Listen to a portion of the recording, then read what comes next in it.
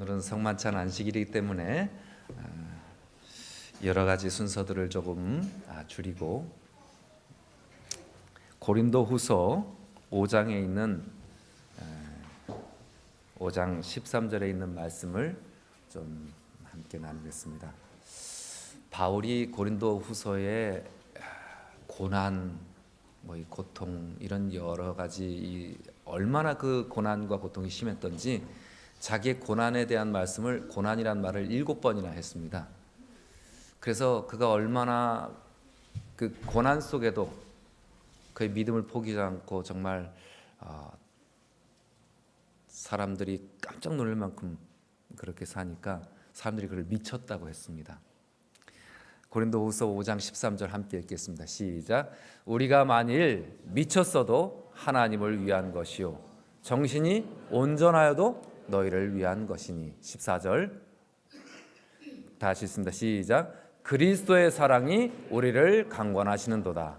우리가 생각하는데 한 사람이 모든 사람을 대신하여 죽었은즉 모든 사람이 죽은 것이라. 바울은 미쳤어도 하나님을 위하여 미친 것이고 온전하여도 너희를 위하여 온전한 것이다. 그리스도의 사랑이 우리를 강권하시는도다. 강권하시는도다.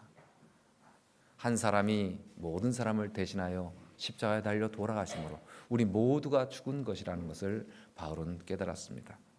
한 절 더 있습니다. 16절입니다. 16절 있습니다.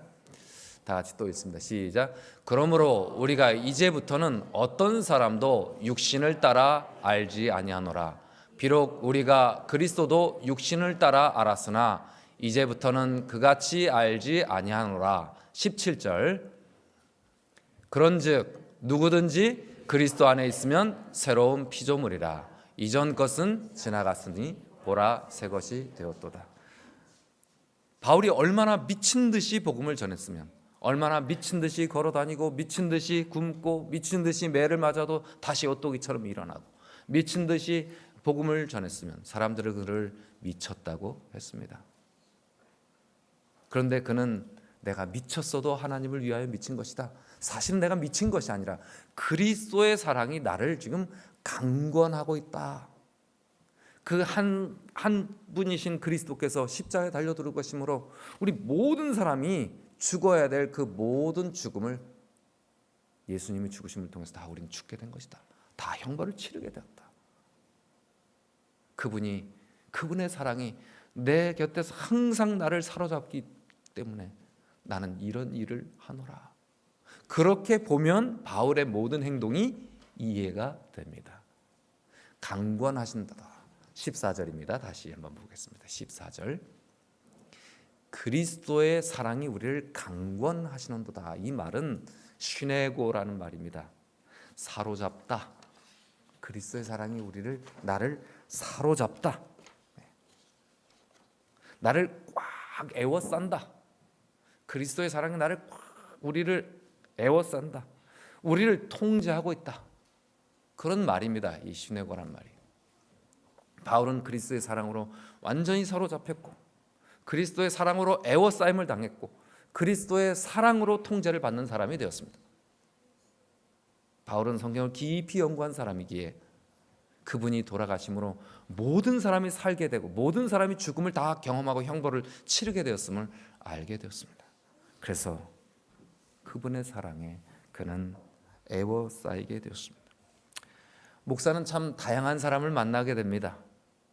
어떤 사람은 참 편안한 삶을 살고 참 무난하고 좀 누가 보기에도 복된 삶을 사는 사람이 있지만 어떤 사람은 바울처럼 좀 정상이 아닌 삶을 사는 사람도 있습니다. 저 사람은 좀 너무 심하다. 저렇게까지 살아야 되나? 왜 저렇게 살지? 보통 사람이 이해하기 힘든 삶을 사는 사람도 있습니다. 제가 한 성도님을 만나서 제가 그분의 다른 사람들이 왜 저렇게 살지 이해를 못하는 사람의 삶에 대한 이야기를 들었을 때 그 모든 것이 이해가 되었습니다. 우리 교회가 50, 60년도에 원조 물자를 나눌 때 그때 무렵에 한 젊은 세댁 때 그 어머니가 젖을 뗀 아들에게 이유식을 먹여야 되는데 이유식을 아니고 엉뚱한 걸 먹였습니다. 그날 밤에 하루 종일 품을 팔고 그다음에 집안일을 마치고 쓰러지듯 죽은 듯이 잠이 들어야 되는 그때 이 아이가 밤새 우는 것입니다. 그래서 이 아이를 업고서 너무 피곤하니까 벽에다 머리를 대고서 이렇게 이러고 이제 이러고 잠을 자는 것입니다. 근데 이 아이가 잠을 계속 울고 있으니까 계속 얼려다가 한두 시간 지난 후에 이 아이가 그냥 엄마의 등에 확 토를 해냈는데 뭘 먹었냐면 엄마가 이제 이유식을 하고 나서 이유식을 해야 하고 밥을 먹여야 되는데 밥이 없으니까 그때 무렵에 뭐 밀가루하고 뭐 옥수수가루가 나왔다면서요? 옥수수가루 저는 본 적이 없어서 그 옥수수가루가 그때는 뭐 사료용으로 사람들이 좀 넉넉해지니까 사료용으로 쓰는데 먹을 게 없으니까 이거 안 먹으면 죽어 하면서 아이에게 억지로 떠먹인 그것이 약간 상했던지 그날 밤에 그 아이가 그걸 다 토해내고선 잠에 빠져드는 것입니다. 그 아이를 붙들고 이 어머니가 눈물을 흘리면서 내가 이 지긋지긋한 가난을 너한테는 대물림하지 않으리라. 그 다음에 어떻게 했을까요? 죽는지를 사는지를 모르고 그리고 열심히 일을 하고 살았겠죠. 그런 경험을 했다는 것입니다. 그리고 한 15년 정도 지나서 이제 살만해지고 모든 빚을 갚고 살만해져서 이제 한 성도님에게 이제 살만해졌을 때 한 공장, 작은 공장 하나 인수를 했는데 그분이 미수금까지 다 함께 인수를 해서 아마 한 2배 정도 비싸게 산 것 같아요. 근데 그 미수금마저 그 전임 사장님의 동생뻘 되는 공장장이 그 미수금마저 다 그냥 자기가 해결하고 자기가 똑같은 공장 하나 차려갖고 나가면서 거래처를 싹 가져갔어. 한 1년 만에 모든 돈, 모든 재산을 다시 다 털어버리고 처음부터 다시 그 고생을 시작해야 됩니다. 자식에게 그 대물림을 하지 않겠다고 목숨 걸고 일하던 사람이 처음부터 다시 그 지긋지긋한 고생을 시작했어요. 그러니까 정상으로 살았겠습니까? 비정상으로 살았겠습니까? 그리고 또 한 10여 년이 지났습니다. 이제 자식들을 결혼을 시켰어요. 그런데 자식들이 아직도 부모의 도움을 받아야 할 만큼 자리를 못 잡았을 때 이 부모는 평생 누가 보기에도 이젠 좀 저렇게 살지 않아도 될 텐데 하는 이 비정상적인 삶을 그냥 끝까지 유지할 수밖에 없었다는 것입니다. 사도 바울이 그런 것이었습니다. 사도 바울이 구약을 잘 아는 사람이었습니다. 창세 이후로 온 우주의 천사장 루스벨과 천사들이 하나님을 떠났을 때 하나님의 억장이 무너지셨습니다. 아담과 하와가 하나님의 곁을 떠났을 때 하나님 마음은 또 한 번 무너지셨고 가인이 동생을 죽였을 때 노아 홍수가 일어나기까지 하나님은 자식을 붙들고 죽어가는 자식들을 붙들고 멸망해가는 자식들을 붙들고 내가 이 지긋지긋한 죽음의 대물림을 하지 않겠다고 또 결심을 합니다. 그리고 한 민족을 세우시고 복음을 주시고 한 민족을 이끄셔서 계속 축복하셨지만 하나님의 곁을 계속 떠나고 고통을 당하다가 멸망으로 가는 이 이스라엘 멸망을 보면서 하나님은 죽은 자식을 붙들고 생명이 떠나간 싸늘하게 식어가는 자식을 붙들고 또 한 번 울게 되는 것입니다. 그 이스라엘이 극적인 도움으로 다시 하나님의 나라에 돌아와서 회복되었을 때 하나님은 작정하시고 누구를 보내사 그 아들을 한 여자에게 보내셨어요. 하나님이신 그분께서 십자가에 달려 돌아가신 것입니다. 그걸 다 누가 봤습니까? 바울이 예수 그리스도께서 하나님과 자기들이 세운 이 율법의 언약 관계, 이 튼튼해진 다시 회복돼서 이제 겨우 힘을 차리고 이제 이 단단한 관계를 만들어놔서 이제 좀 우리나라가 좀 안정될 것 같은데 누가 와서 흔들어놔요? 예수님이 막 율법을 흔드는 것 같아요. 안식일을 무너뜨리는 것 같고 이방인들과 접촉하고 세리와 접촉하고 막 하나님과의 세운 이 관계를 막 흔들어 놓으니까 목숨 걸고 미친 듯이 뭐 했습니까? 예수님을 박해했어요. 그런데 알고 보니까 그분께서 누구셔요? 인간들을 붙들고 내가 이 지긋지긋한 죽음을 너희에게는 대물림하지 않으리라고 목숨을 바치신 그 어머니와 같은, 그 어버이와 같은 하나님이셨음을 알았을 때 바울은 그 사랑에 어떻게 됐어요? 압도되었습니다. 그 사랑에 통제되었습니다. 자기의 삶이 통제되었습니다. 그 사랑에 애워싸임을 당했어요. 고린도 교회 편지를 보냈는데, 고린도 교회 가면 아주 깊은 해협에 옛날부터 운하가 있었다 그래요. 지금은 이렇게 넓지만 그때는 아마 이렇게 좁았겠죠. 조그만 배가 지나가야 되니까. 그 협수로를 지나가는 배가 뒤에서 노를 저으면 앞으로밖에 못 가죠. 이 좁은 데서 돌릴 수가 있습니까? 어떻게 할 수 있습니까? 아무것도 없습니다. 그리스도의 사랑으로 협수로에 갇힌 배처럼 그냥 어떻게만 가야 돼요? 앞으로만 가야 되는 바울의 심정을 말합니다. 내가 미쳤어도 하나님을 위하여 미친 것이요, 내가 그리스도의 사랑을 보았노라. 그 그리스도의 사랑이 나를 이렇게 움직이게 한다.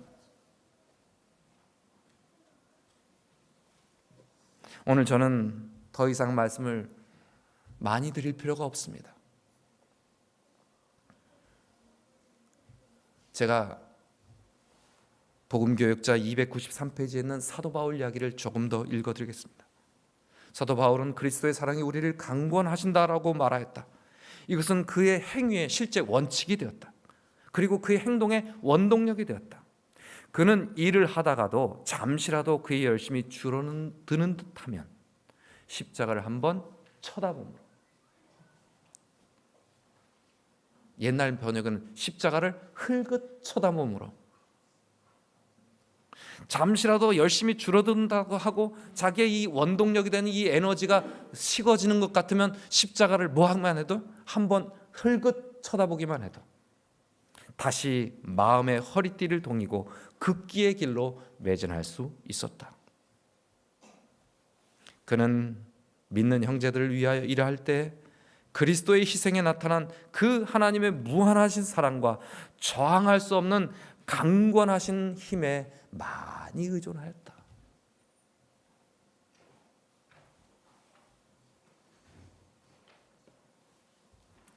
오늘 우리 주님께서 사도 바울을 움직였던 그 마음, 자식들이 너무 고생하고 죽어가는 그 자식들의 아픔을 보면서 눈이 뒤집히는 부모처럼요, 미친 듯한 사랑으로 변해지는 이 어버이처럼요, 그 사랑으로 목숨까지 내어놓으시는 예수 그리스도의 십자가의 사랑을 눈으로 본 바울이 그것을 가장 깊이 연구하고 가장 깊이 성경 그 역사에 대해서 쭉 살펴보면서 그 역사마다 있었던 하나님의 심정을 깨달은 누가요? 바울의 심정이 그리스도의 사랑에 압도되어서 앞으로 배가 뒤로 좌로 움직일 수도 없고 뒤에서 노젓는 대로 뒤로도 배는 뒤로 후진도 못해요. 어디에? 오직 직진만 하는 겁니다. 바울의 삶이 그렇게 되었더라고요.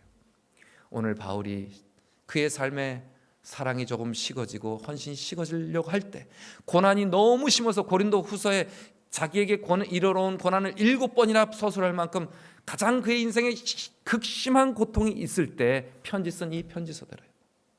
그리스도의 사랑으로 나는 멈출 수 없고 앞으로 갈 수밖에 없노라. 17절을 다시 한번 읽겠습니다. 자, 다시 한번 우리도 그리스도의 사랑을 한번 어떻게 보고요? 흘끗 쳐다보고 그리스도의 사랑으로 형제를 겸손하신 예수님의 발닦으심을 보면서 그분의 피와 살을 상징하는 것을 우리가 하면서 그리스도의 십자가의 사랑을 흘끗 보기 원합니다. 그리고 나서 어떻게 됩니까? 시작. 그런즉 누구든지 그리스도 안에 있으면 새로운 피조물이라. 이전 것은 지나갔으니 보라 새 것이 되었도다.